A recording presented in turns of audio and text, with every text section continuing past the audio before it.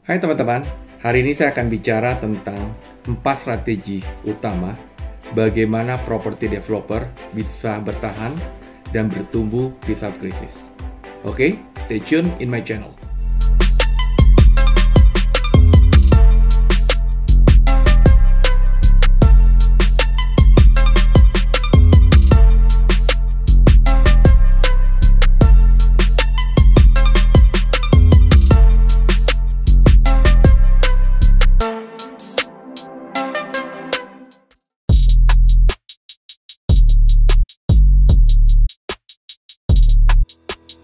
Empat strategi property developer untuk bertahan dan bertumbuh di saat krisis.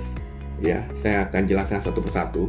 Bagaimana kita bisa berpikir selalu survival mode thinking. Jadi, selama 6 bulan ini, ya, bahkan sampai akhir tahun 2021, asumsi bahwa krisis itu masih bertahan selama 1 tahun.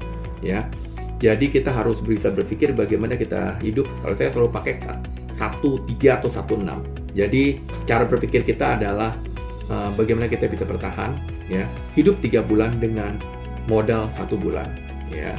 That's the way bagaimana kita bisa survive dan kita menjalankan survival mode thinking. Yang kedua adalah kita tahu bahwa marketing cost itu adalah salah satu expenses yang cukup besar, ya, marketing cost. Dan pada saat sekarang, walaupun kita spending too much pada marketing, ya, tapi demand-nya itu sangat menurun karena terjadi penurunan confidence level dari para investor atau dari para buyers, ya, untuk bisa spending atau invest di barang-barang real sector atau properti, ya. Jadi untuk sementara waktu saya rasa akan sangat bijaksana kalau kita bisa minimize marketing cost, ya. Jadi tetap spend, tapi spendnya lebih ke arah yang bisa call to action, ya, atau lebih banyak yang lebih murah, misalnya katakan digital marketing atau di social media, ya, atau lewat WA Blast yang mungkin akan jauh lebih murah dibandingkan kita taruh iklan di billboard ataupun di advertising, ya. Jadi bagaimana kita bisa minimize marketing cost itu salah satu aspek yang sangat penting. Yang ketiga adalah, ya, bagaimana kita bisa keep healthy cash flow dan minimize expenses adalah berusaha memindahkan sesuatu yang fixed cost menjadi variable cost. Contohnya yang paling align dengan strategi ini adalah misalnya katakan kita punya marketing team atau sales team, ya. Jadi atau agent kita. Jadi bisa aja sekarang kita marketing komisi kita naikkan, ya, lebih besar daripada biasanya, tapi salary-nya kita kurangin, ya. Kita minta pengertian dari tim sales, ya, bagaimana mereka sama-sama menyelamatkan perusahaan kita dengan menurunkan salary mereka, tapi komisinya kita bisa naikkan. Jadi ketika mereka jualan, ya, komisinya mungkin bisa 50% lebih besar atau malah double atau 100% lebih besar. Nah, itu akan sangat membantu bagaimana kita bisa memindahkan sesuatu yang fixed cost menjadi variable cost. Yang terakhir adalah bagaimana kita bisa keep healthy cash flow dan minimize expenses adalah berusaha untuk nge-structure kita punya loan bagi teman-teman atau developer yang punya loan. Dan saya yakin, ya, semua developer pasti mempunyai loan, terutama construction loan, ya. Saat sekarang adalah, ya, saat yang mungkin tepat untuk meminta kebijaksanaan dari bank untuk bisa men-structure kita punya loan. Katakan misalnya kita menunda pembayaran prinsipal, hanya bayar bunga aja selama 1 tahun ini, ya. Itu salah satu strategi bagaimana kita bisa keep healthy cash flow dan minimize expenses. Yang kedua adalah kita tetap keep commitment to customer, ya. Keep commitment to customer apa sih maksudnya? Bagaimana kita tetap deliver kita punya promise dan project kita, ya. Jadi sebisa mungkin kita tetap deliver kepada customer, ya. Ya mungkin mengalami keterlambatan, tapi tetap kita harus deliver. Jangan sampai stop, karena ketika pembangunan kita stop, ya, pasti pembayaran dari customer pun itu most likely akan stop juga, ya. Jadi komitmen kepada customer itu tetap harus kita perhatikan, ya. Yang kedua adalah kalau misalnya kita mempunyai problem, ya, misalnya dengan customer, ya. Jangan lari atau misalnya menghindari bertemu dengan mereka. Yang cara terbaik adalah discuss directly the problem, ya, dan tidak lari dari masalah itu, ya. Karena customer terutama itu akan lebih marah bukan dengan masalahnya, tapi bagaimana kita handle the problem, ya. Ingat ya, customer akan bisa lebih marah dengan bagaimana kita handle the problem, bukan dengan masalah utamanya. Yang ketiga adalah kita juga bisa memberikan suatu insentif kepada customer yang membayar on time atau malah membayar installment, ya. Jadi atau misalnya kalau mereka bisa bayar lebih cepat, kita bisa kasih insentif, misalnya kasih diskon atau kasih rebate kepada customer. Yang ketiga adalah ini berhubungan dengan bagaimana kita running the new project, ya. Project baru, saya rasa teman-teman kita tetap harus prepare, dan project-project yang existing tetap kita harus jalankan. Tapi mindset kita nih, pada saat situasi krisis ini, the game is the cash flow game, bukan margin game, ya, untuk new project atau existing project. Jadi bagaimana kita bisa mendapatkan cash flow secepat mungkin, bagaimana kita mendapatkan cash inflow yang cepat, itu jauh lebih penting daripada mendapatkan margin yang lebih besar, ya.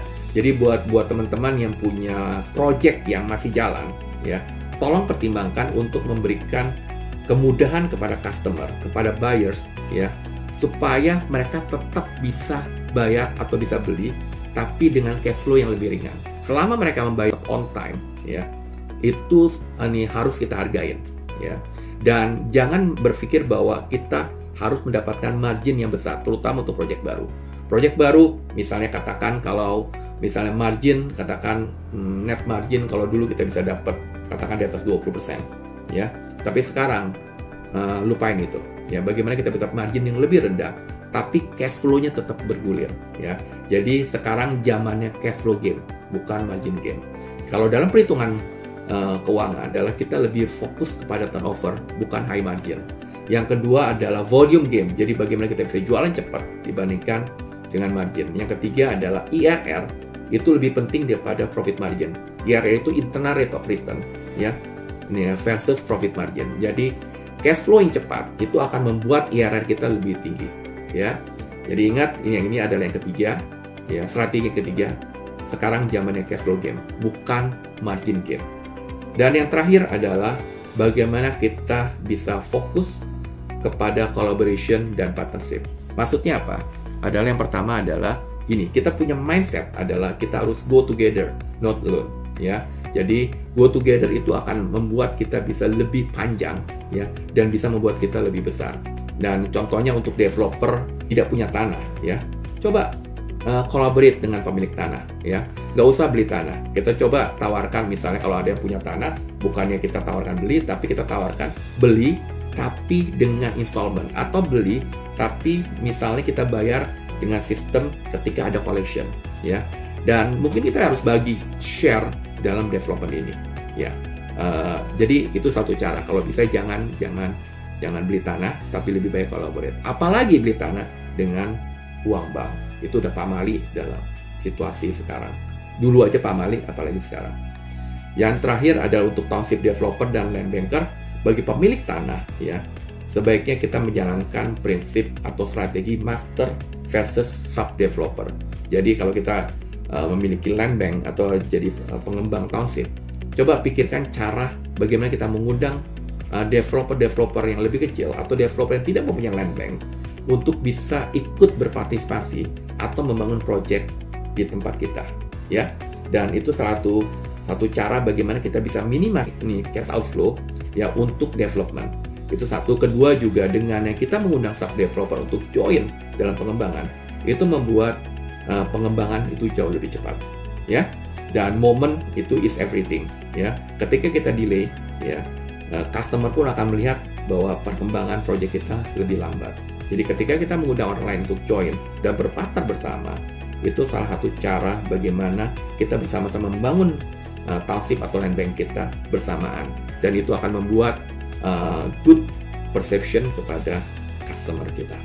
ya. Dan sebagai summary, 4 strategi property developer untuk bisa bertahan dan bertumbuh di saat krisis, ya. Saya akan ulangin lagi. Pertama adalah kita keep healthy cash flow dan mengurangi expenses.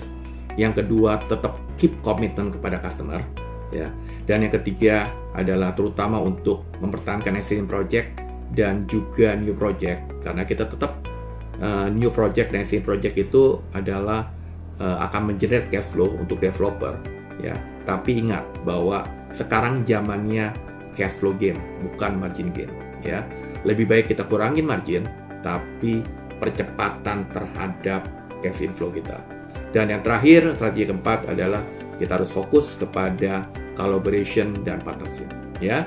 Lupakan kita kerja sendiri, ya. Lebih baik kita bekerja bersama-sama, ya. Karena pada saat sekarang ini yang paling penting adalah bagaimana kita tetap jalan dengan cara berkolaborasi dan berpartner.